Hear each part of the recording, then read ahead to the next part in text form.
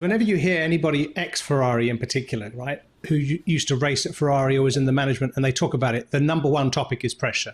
It's always about, the Michael Schumacher years were great because Jean Todt was a kind of firewall keeping the media away. And in the days before Jean Todt, the engineers would be looking through the newspaper in the morning, as you said, Sean, to see what the media thought of them. And I felt that today. I remember thinking, they've got this guy in the garage and that guy in the garage and the crowd's cheering and playing the national anthem. This is the day when Ferrari trip over their own tails. And, I think we all want to see Ferrari do well, particularly at home, because it's going to look so good. But to me, the Sainz incident is doubly bad because it was really not his fault. But it's just going to be, what is it? He's now done. Remind us on the point scoring streak, and then today what happened. Well, if I remember correctly, he'd scored in 17 consecutive races and finished 31 in a row. And now he's done one lap in 2 Grand Prix.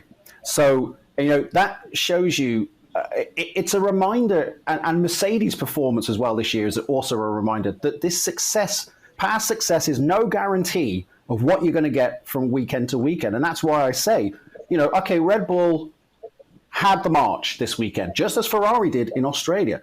But that pendulum can swing very quickly, and with these new regs as well, of course, the third wheel of this, Mercedes, when are they going to get back to where they normally are?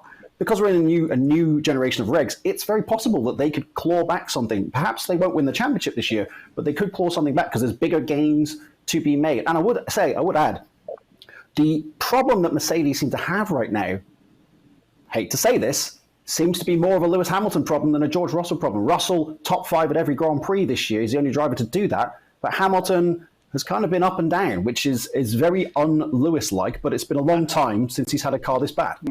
And I know what Sean's doing here, because we were talking about Carlos Sainz, and this is the second time that Sean has brought up the topic of Lewis Hamilton, because he's trying to wind up the LH44 army on. By the way, go for it, because that's what this show is all about. We want interaction. Actually, I want to go to our first question that we've had coming, because you just mentioned 2022 cars here. Let's have a look at the first question, which is from Dennis, and he's asking the question, we used to say that Sainz was so adaptable when moving across those 3 teams. Why has he struggled to adapt to the 2022 car? I think this is one for you, Alex, and also in the context of Ferrari just signed him to a new 2-year contract. Yeah. Is he adaptable? Yeah. I mean, Sainz is a top-class driver.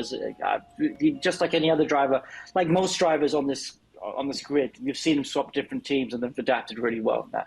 Has Sainz adapted to the 2022 car? I'm not so sure if it's a case of him adapting to the 2022 car or just the fact that Leclerc's done such a good job. Leclerc's really raised his level. I mean, to be honest, Leclerc's level's also been high last year as well. But yes, okay, he's started a bit stronger than Sainz this year with the 22 car, but it's not big differences. It's very small, fine margins. Sainz's drive yesterday was really good. He got up to P4 from P10. Couldn't have done anything about what happened in the first lap when Ricciardo hit him into the gravel. It does snowball, though. We do see these things snowball, but I don't think we can write off Sainz just yet. It's still too early. He's a top-class driver, and yes, he's a little bit behind compared to Leclerc, but it's very small margins.